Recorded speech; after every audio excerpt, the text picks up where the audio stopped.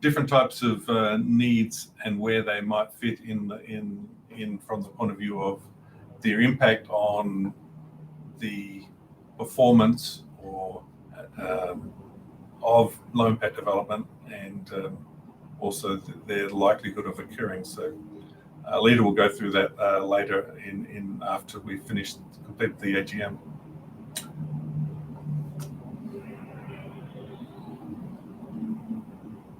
So I think the first presentation is, I think it's the EWAG, Events and Activities Working Group.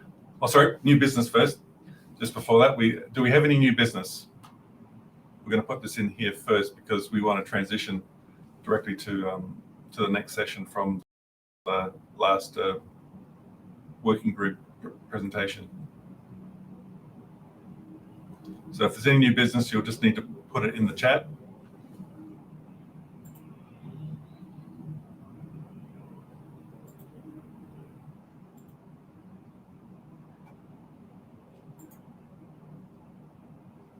So no new business has come forward, so I think we can move on to the working group reports, and starting off with the Events and Activities Working Group, which is chaired by Bert Van Duyn. So I call Bert to the stage. Thank you, Bert. Thank you, David and Lita, for bringing this up on the screen. Good morning, everyone. I'm Bert Van Duyn, Drainage Technical Lead at the City of Calgary. City and Regional Planning nowadays, but still the water utility. And this working group has been around for a long time. It is made up of a number of directors and other people that come and go to support it. And it's basically providing support to the board and our executive director when there are requests for, say, speaking, or what are the kinds of things that we should do as an organization to provide value to our membership. And so I very much welcome people to get involved with this group as well. It's an opportunity to get your voice heard as well. Please reach out to either Lita, David, or myself if you have an interest in participating in this. So the mandate provided over there as to really, from a strategic perspective, what do we need to expend efforts on, and then supporting the organization. We meet once a month for 2 hours, and we usually fill those two hours in the discussions on the various things that we're doing, such as the Designing for Tomorrow online, the webinars that we've been putting on in 2022, and this year we already had 4 in the late winter and spring as well. And you see a fairly diverse number of topics that we've been looking at, all the resilient landscaping parts that Lita was talking about earlier, the work that's been happening with bioretention, and David touched on earlier that the small stream stability issues, hot topics that many people talk about. We're glad that we've been getting good feedback on it, as the testimonial to the right over there, as to the opportunity for people to attend your events from their desk. So no travel time associated with that. Still, there's a desire to meet in person, and we'll talk to that in a moment. I would like to really put out a heartfelt thank you to all of our speakers last year. When we were putting that together, it's just like, wow, we did bring a lot of people together. It's a lot of wrangling, of course, associated with it. But really, too, it's just like all of these people are contributing, often in their own time, to advance the profession and the discussions. And so really thank you to everybody in participating in this. as well as to the members of the EWAG in coordinating these webinars and our interaction with it. Now, on to the big event in November. Greg already touched on it earlier as to a week, basically, or rather 4 days of training as well as the conference.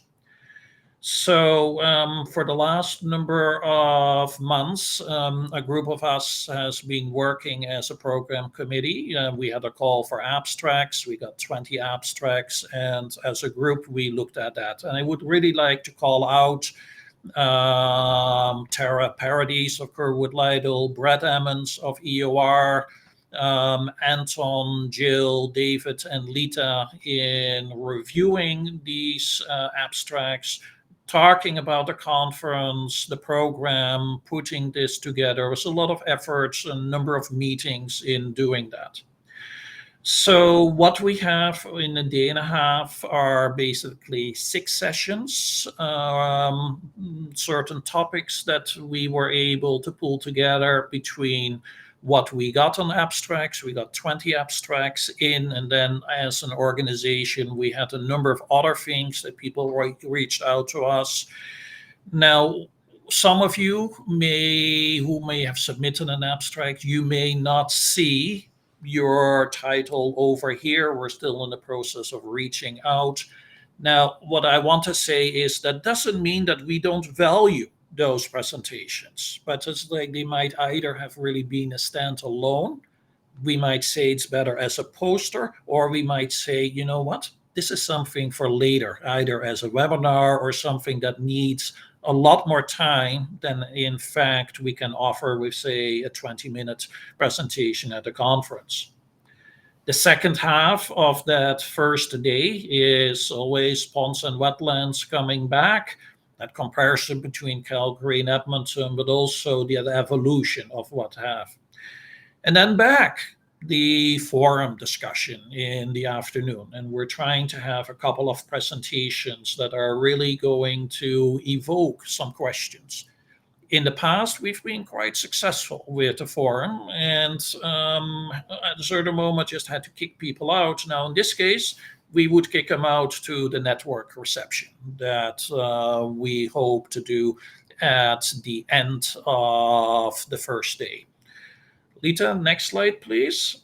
And so here, the second day, we've got our own Norm Newman as a keynote presentation.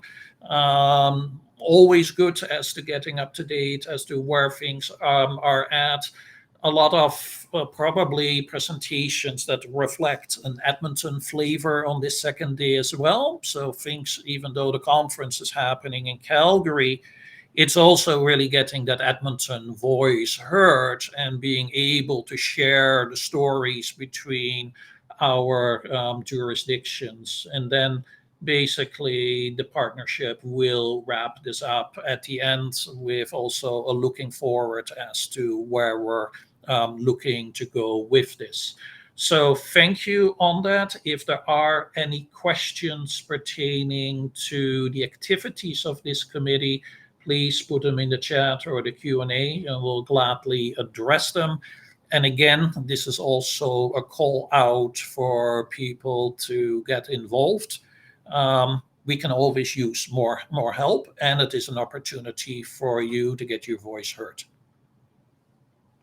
Lita?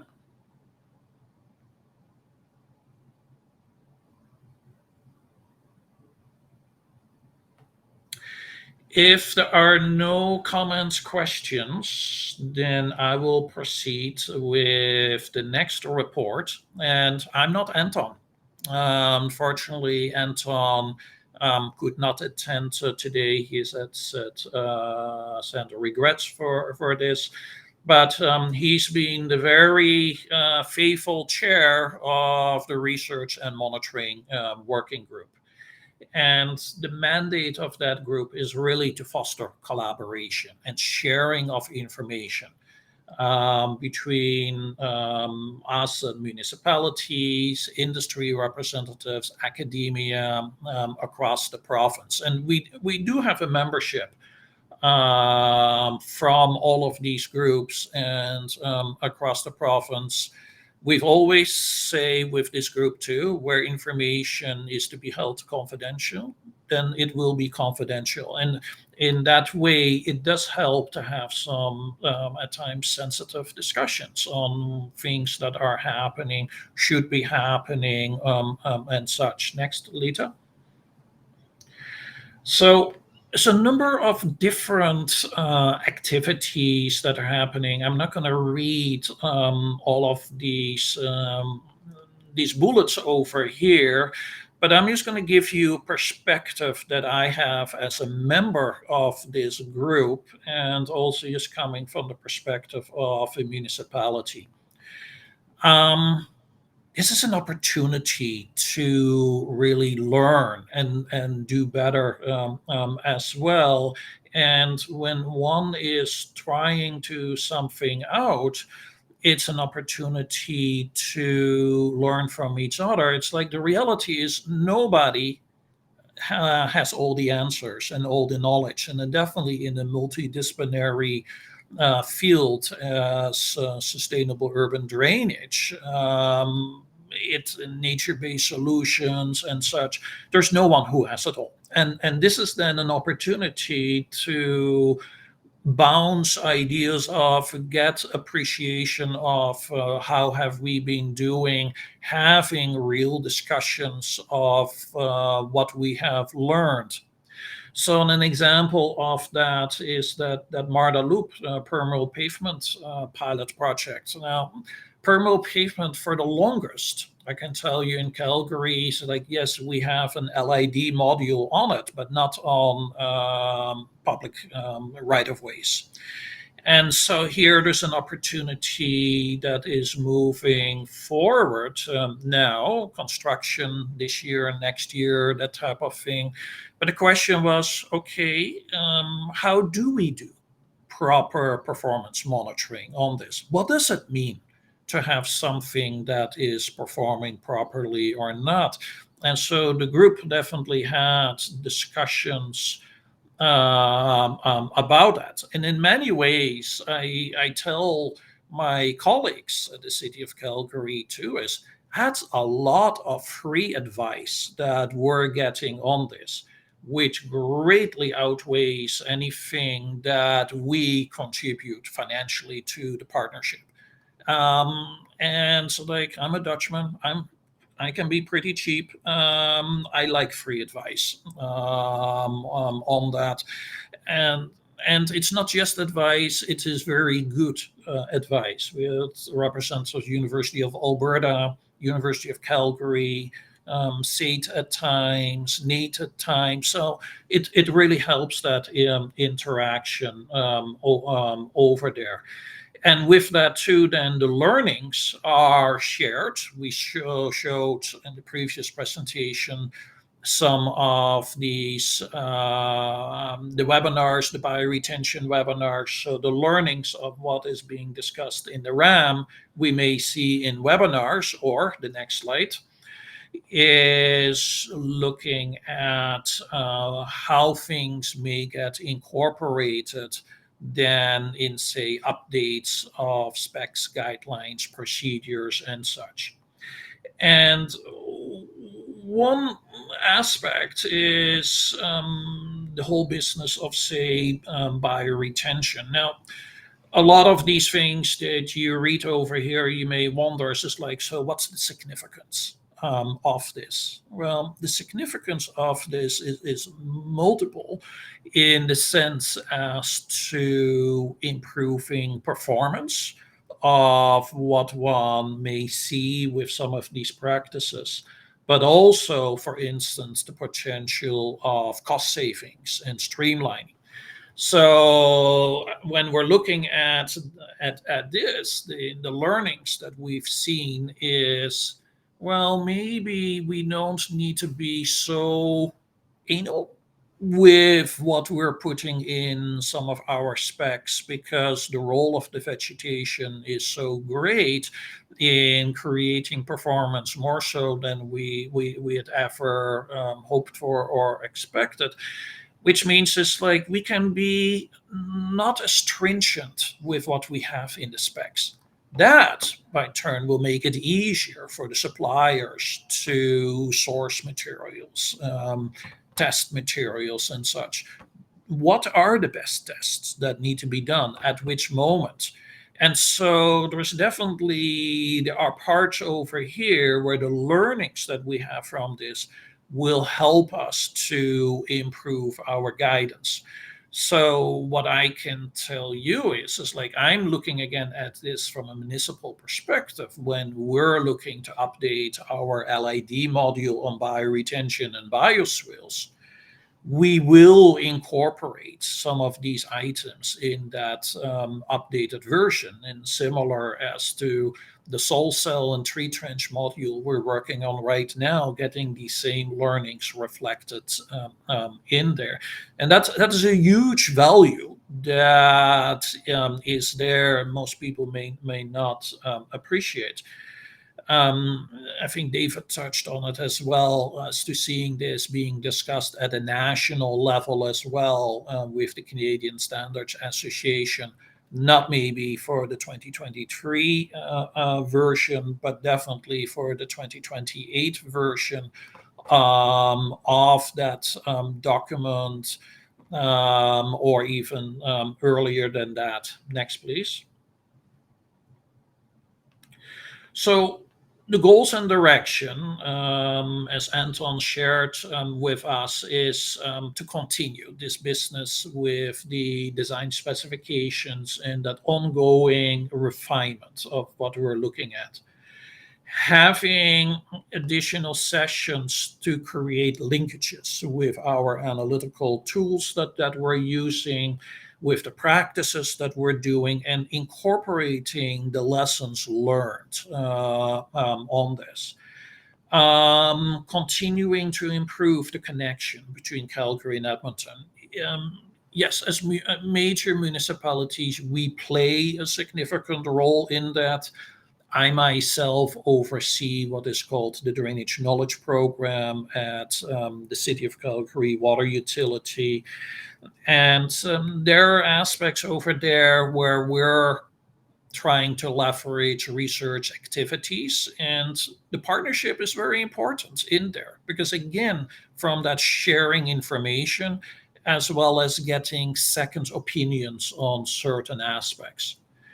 And then this is like overall that broadening of our expertise, looking at aspects that we may not have talked about enough in the past, the soil science, social aspects, bioengineering, natural infrastructure, the whole business of how to incorporate climate change, and so on, as well as the items that with later on this morning with the discussion that we will have is some of the items that you may suggest for us to look at.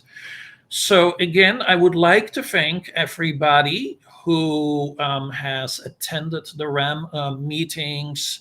And I also hold out an invitation for people who are interested in this to reach out to Anton, to Lita, on getting involved with the activities of the RAM. As I said, there's a lot of really good free advice that is being offered in a very, call it, cordial type of environment. So thanks, everyone. If there are any questions for Anton on the activities of the RAM, I'll gladly take them.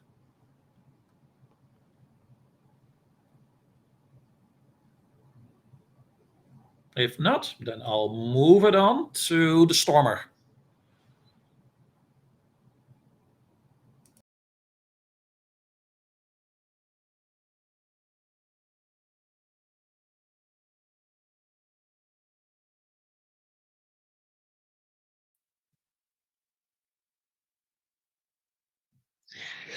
Well, thanks, Bert. Yes, we do apologize that Anton was unexpectedly unable to attend this morning. But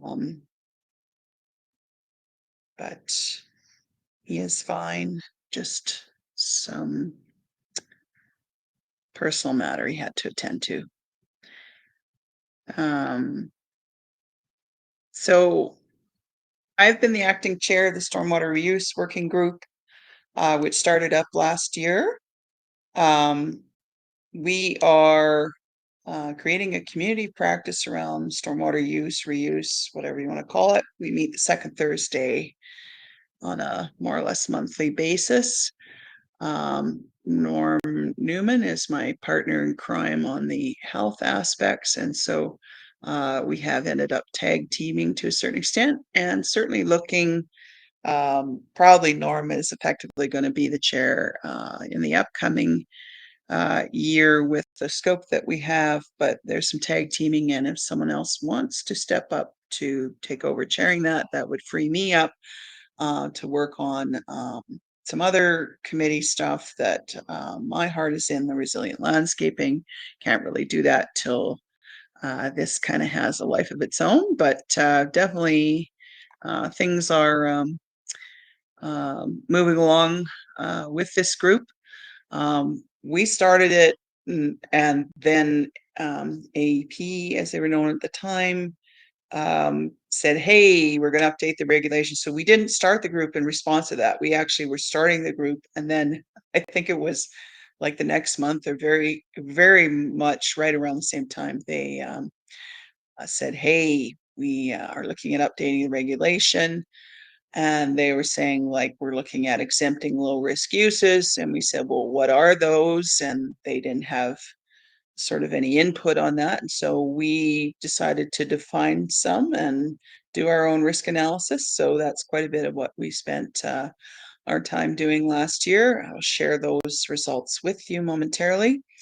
And as I said, this tag team, so Norm is has led and will be leading discussions on water safety plans and sort of the nitty gritty on the sort of what does it take to get a plan implemented, and that will go forward in the upcoming year.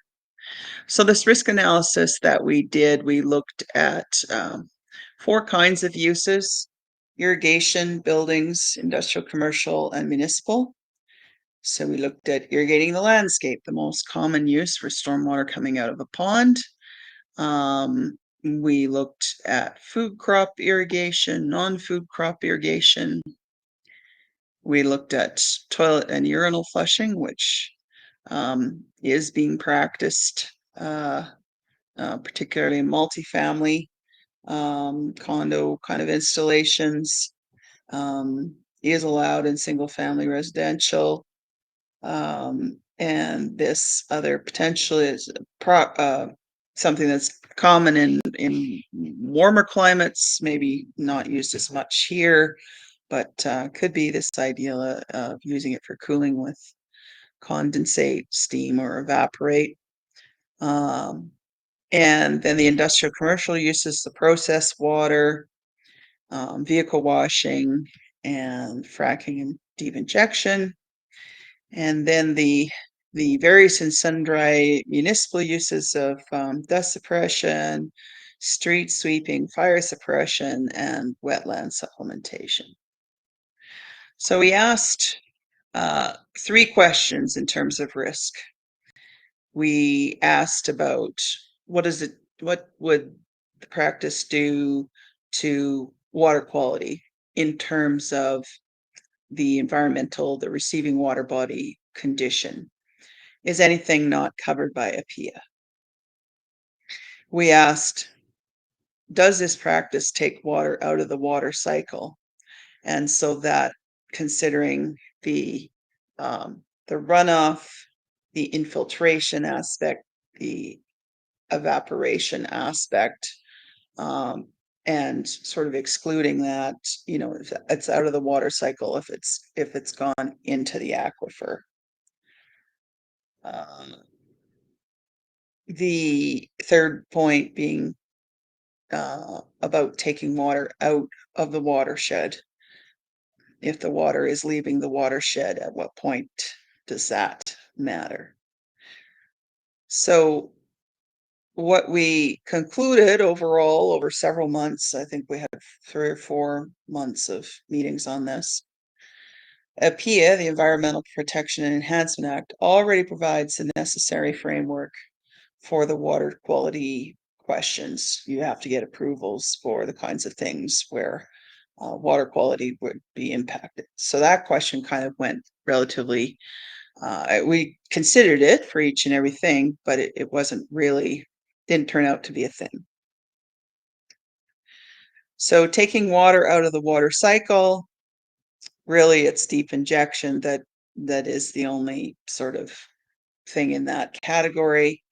And there's already a regulatory framework that exists for that. It's not really what's being was part of what was in the literature that's been provided over the years on the reuse question from the province. But in terms of this current regulatory amendment, it wasn't really something that was going to come under scrutiny, and this framework does already exist. So the real questions were in this question of, or in this matter of taking water out of the watershed. So embodied water, that water that is in fruits and vegetables or bottled water or things, floral products, things that might move great distances, kind of considered that out of scope. No one had anything from our group to say about it. Doesn't mean that the province isn't looking at that or whatever, but we didn't go there. We concluded that type and scale could matter, but that municipalities already have tools to address questions of capacity and alternative sources of water that are being used. And in terms of a regulation around what would be exempt, that wasn't really what was the kinds of questions at issue. And it all kind of is around, I'll come to it, like the Delta water really plays into it. But when we were talking about this takes water out of the watershed question, it did lead to a discussion of the considerations, again, not affecting the regulation per se. Well, some things do touch a little bit, but if the purpose is meeting a drainage best practice or requirement, the issue isn't permissibility, but it's like, if something is transitory in nature, that's not going to really help us to meet a runoff control target. So permanence enters into whether an activity can meet, these the drainage requirement kind of side of things. And similarly with fire suppression, it's this potentially unreliable supply, the fluctuation.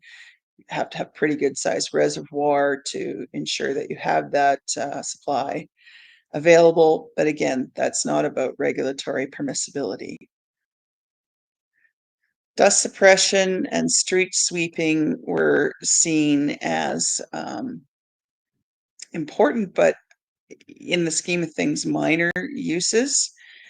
Just to be sure, it's been suggested that a calculation of the magnitude of these uses be included as part of municipal drought plan, the drought management plan, to confirm this. So we think somebody's going to be doing that.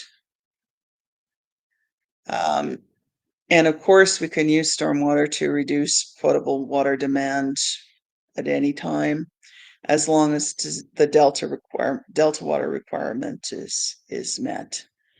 And I'll just, I will, for those of you who aren't hip to the delta water discussion, delta water being the difference between post and pre-development runoff, and the idea that that's not a natural runoff amount, and that amount should be available for use, quote unquote, because as you know, in drainage management, we've got a lot of extra water to deal with, and it shouldn't be considered a diversion. It shouldn't be part of that sort of basket. But of course, this is part of where the discussion kind of is some of the fine points around that. May circle around to that again here momentarily. And there was a suggestion just to calculate in their water balance, just to kind of have that, just to wrap things up. So this business of understanding delta water is key. So we've communicated all this to the province and gave them this verbiage that from a Water Act perspective, so we're not talking about health risks, we're not talking about other kinds of issues, but from a Water Act diversion license perspective, no stormwater use type needs to be restricted, subject to the quantity in question being within the excess amount of runoff calculated according to the Delta Water Assessment Tool method. And so everything revolves around the permissibility is about the fact that we're talking about amounts that would be over natural runoff anyhow.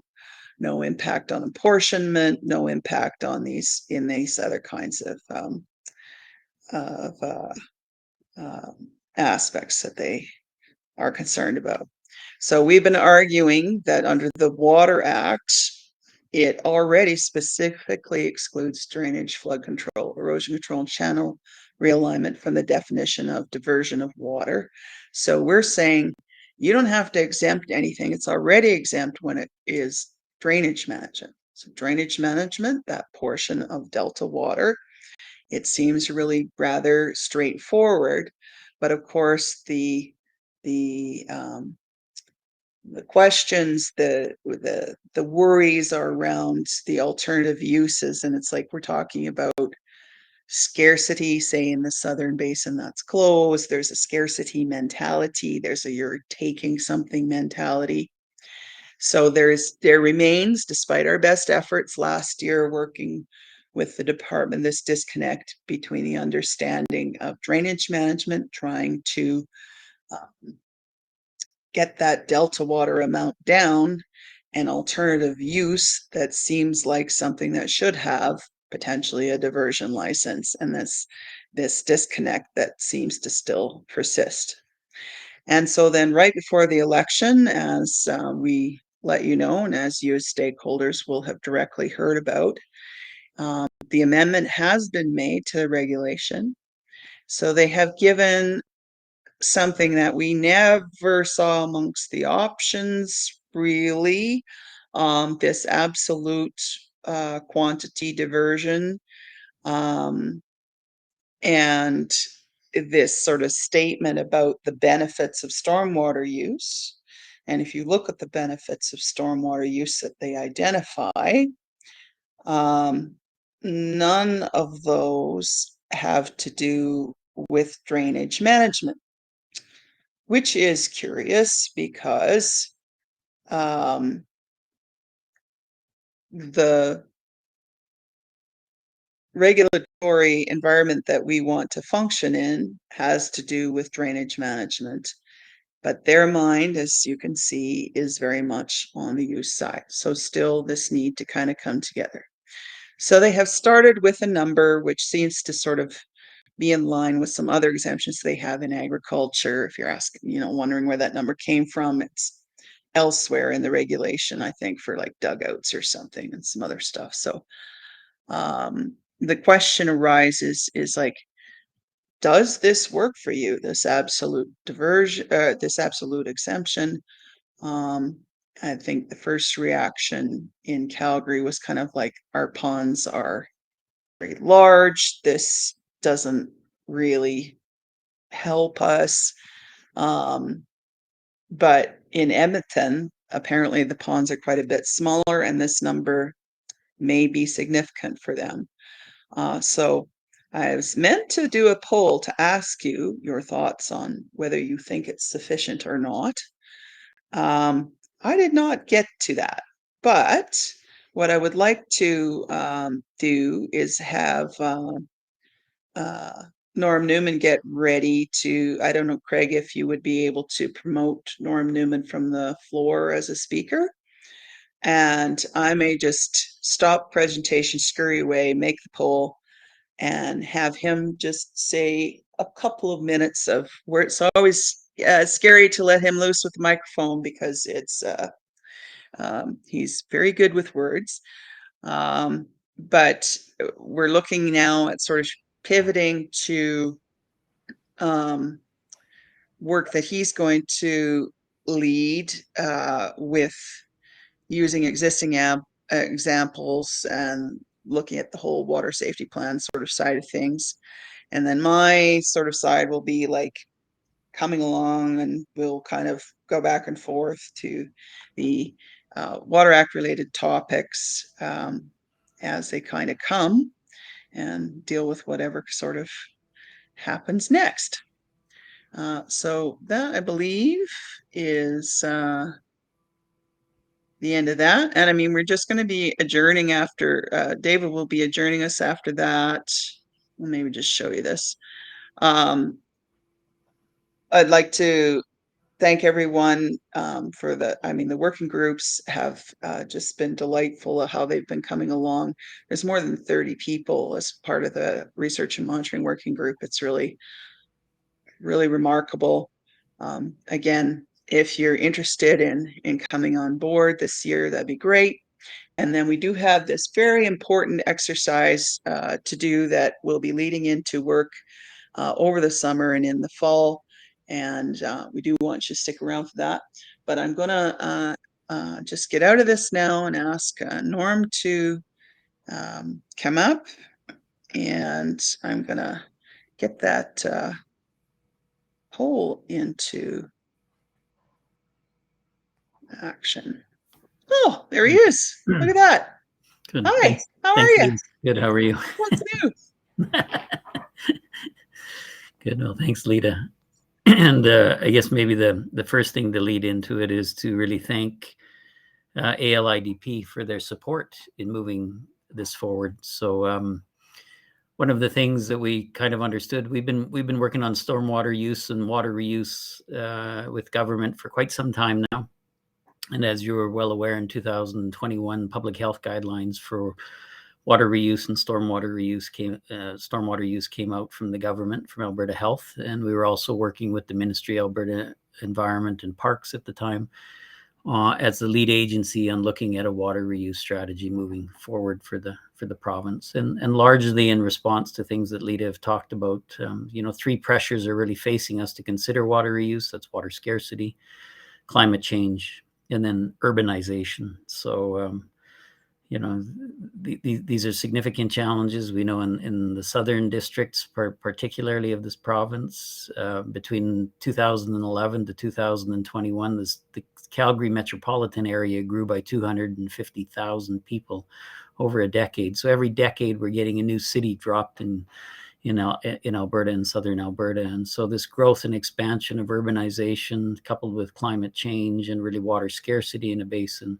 really represents a trifecta of challenges that is going to face certain jurisdictions in the province over the next several years. And I think one of the things I'm most appreciative about ALIDP is that they've taken the torch in trying to move this work forward.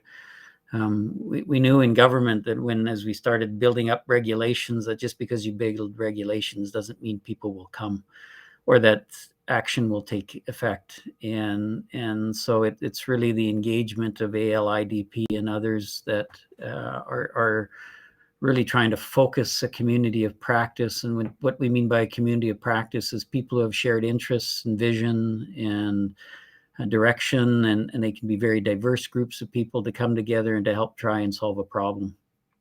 And ALIDP really stepped to the plate and led that conversation. Bert and I were talking in the break here about how if this thing would fall apart if we didn't have movement from organizations like ALDP leading this. So again, I can't emphasize enough the fantastic work that LEAD's been doing in leading the Stormer group here and pulling us together. And I think it's been very successful over the last year. And so, and thanks to all of you that participate on that Stormers working group and trying to move it forward. So it can be a little bit hard, but like Bert and I, again, we're talking about sometimes when you climb a mountain, you just have to look behind you and see how far you've come over the years, and we've come a significant way. We still have a long way to go, but the encouraging part has been that the government is starting to listen. In the community of practice, we did have representation from AEP on our Stormer working group. Unfortunately, given some budget cutbacks and things within the ministry, they couldn't commit to attending all the meetings. But at least we're making progress and we're building awareness. And the goal is really to develop this community of practice of people who have an interested goal and desire in stormwater use, to really come together and understand each other's perspectives, the challenges and struggles that we face, whether you're a regulator, whether you're an industry person, whether you're academia, and try to help solve this problem moving forward, knowing that, you know, it's going to exacerbate itself over the years, given this trifecta of issues. So again, thanks to everybody for their support, and hopefully we can continue to move the community of practice and build it further.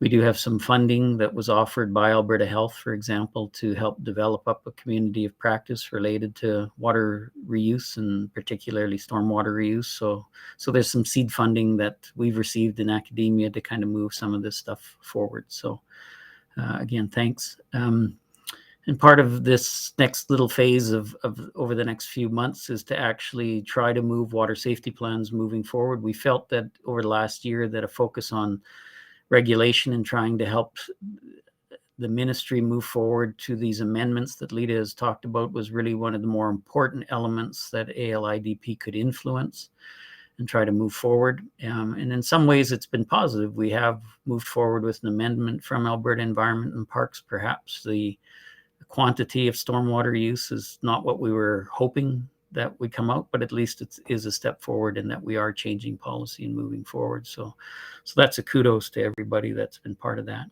And we just need to keep our nose to the grindstone and keep moving forward. So with that, we'll be focusing a little bit on water safety plans and how we can move projects specifically forward in case examples of this moving forward. So thanks again, and thanks, Lita, for all your hard work over this last year. I know it's been an extra burden to you as the executive director on ALIDP, but you've done a great job in leading it, and so thank you. Well, thanks, Norm. It's been wonderful to have you as co-pilot, and kind of going to be looking forward to having you work your magic in the upcoming year with some of the things in front of us. So thanks for that. I've launched the poll here. You can access that up in the bar that shows chat participants, Q&A, CC polls. And so we'll leave that open here while the other exercise is going on, because I think probably more than 4 people have an opinion about that. We're a little group today, but there's a few more people. Excellent. Thank you, Norm, Lita, and also Beth for your working group reports. This comes to the end of the AGM, and the last item on the agenda is adjournment. So do we have someone move to adjourn the meeting?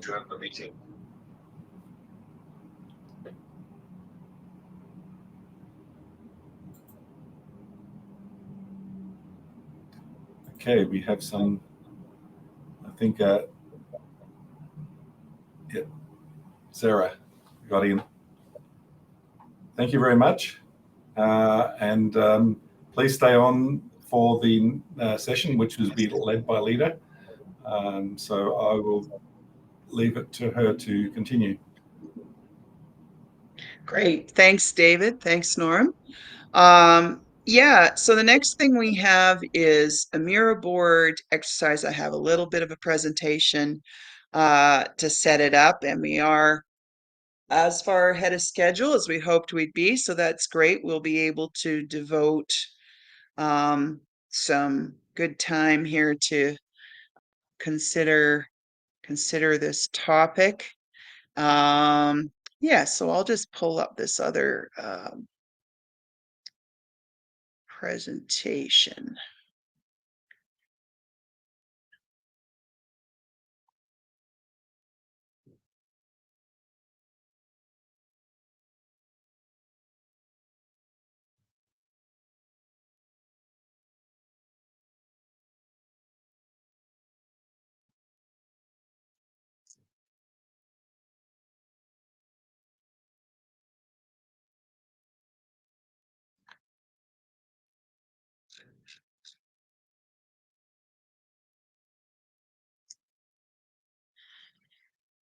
So this is shifting gears a little bit. Exercise, affectionately dubbed as "Tell Us What You Don't Know," uh, framed as a risk analysis. MPE's logo is on here because they're currently doing a project that would be ultimately a subset. We've kind of adopted and expanded the work that they're doing for a specific project to say, hey, well, we all need to know this information. So why not kind of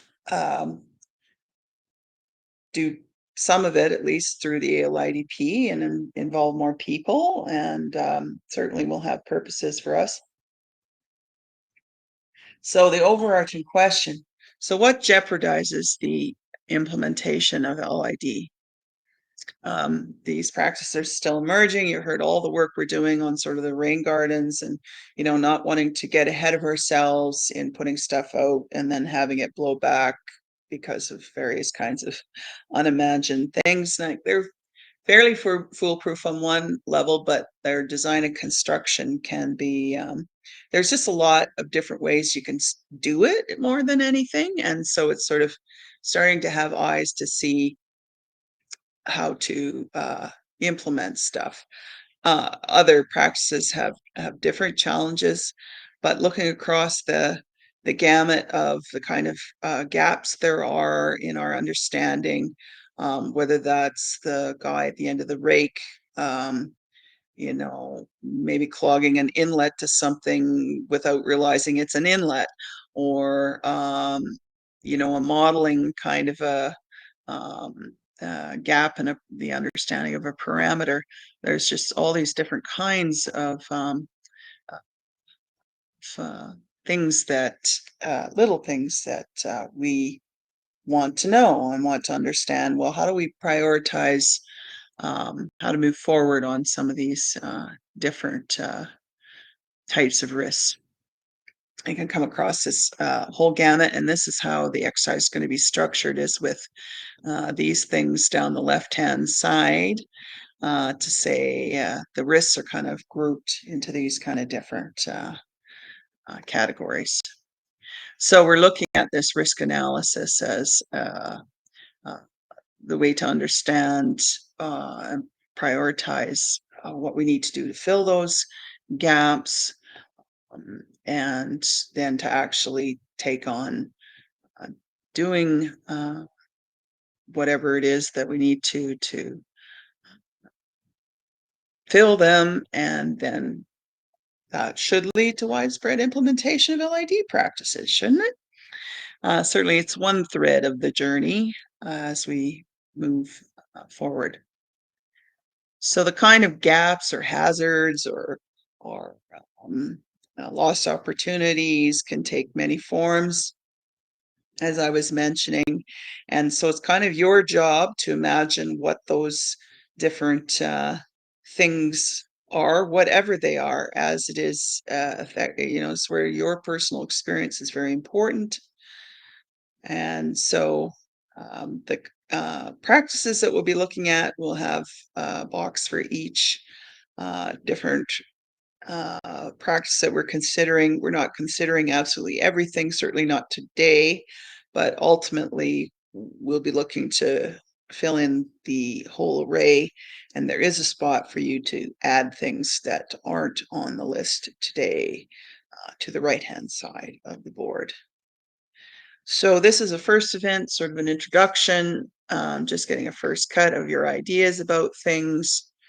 Today it's just, it's kind of opinion. It's not necessarily, this is sort of perception and not necessarily, may not be ultimate truth, but it's sort of where it expresses where you're at. And we'll be looking to have different follow-up sessions as the project progresses. This can inform and will be taken to the ALIDP working groups to have their perspectives added as well. And it can help with their prioritizations of activities as well. As I said, there's a particular project that's going through something like this right now, and regionally, the News Initiative is also looking at something like this, that IISD initiative, and it can help us have a rationale when we're seeking funding. So the activity itself is for you to identify just whatever comes to mind across the practices, and whatever you can get done in the time allowed. And there's an opportunity to add new risks. In fact, that's the bulk of the thing, is to, yes, tell us about things that are sort of already seeded onto the board, but for sure adding the new risks, and preferably with your name so we can follow up if sort of like, what do you mean by that? There's an opportunity to upvote, and then of course you can drag additional stickies over to comment on anything. And then we hope that you'll stick around to have table discussions after the time of the exercise. We'll probably go to 11:30 with the activity, and then from 11:30 you can come back to table discussions. You can keep going with the board. The board will remain open indefinitely. So the link and the QR code for the board are here, so you can start loading that up at any point here. So as I mentioned, we have these categories or aspects here down the side: the planning, analysis, design, approvals and regulation, so on.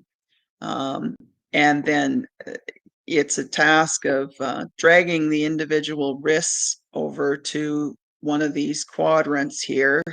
That is, you've probably been through an exercise this before, where we have low impact on the bottom, high impact on the top. So yes, the consequence would be not that significant, but maybe it happens often. High impact consequence, and then it's like, it's unlikely to happen. It has very high probability of happening. So it's high impact, high probability to the right square, low impact, high probability here, low here, and low high here. And the way it's been set up, and thank you Cynthia at MPE and others for brainstorming and starting organizing this and setting it up. There are 4 copies of each of these risks, so that at most 1 in each can be placed. And then we just want you to upvote them with the thumbs up if you agree with that sentiment. So once the 4 stickies are gone, there'll be 1, you'll go like, I can't move it. So the risk is still there, but it's there's only 4 there. So that's how we're trying to manage it. I haven't got this link in the chat. I can do that, but I guess I will share my screen with the Miro board, and we can start to walk through that. So we'll probably go till 20-25 after, in that range, with adding things, and then try to sort of look at how people are prioritizing it for just about 5 minutes, and then flip it over to discussion. And we're tentatively going to use this, our ongoing 3rd Thursday AM slot over the summer, to bring this back and do more work on it, and maybe more sessions into the fall, depending how it goes. So that is that. Any comments from the MPE team? Oh, somebody's put the link in the chat. That's great.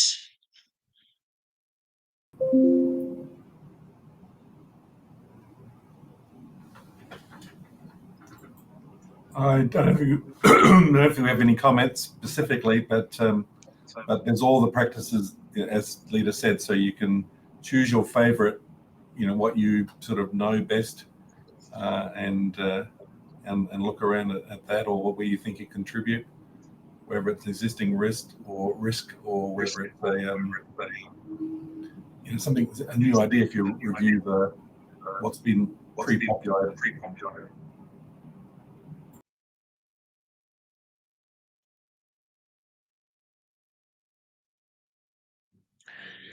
So am I still showing up in the Miro world? No, I have to share this tab now. Hang on. It's I had to make it active, and now I have to actually. It was there. Oh, it was there. Okay, so that is the way to do it then. Alrighty. So I think I'm going to stop the recording.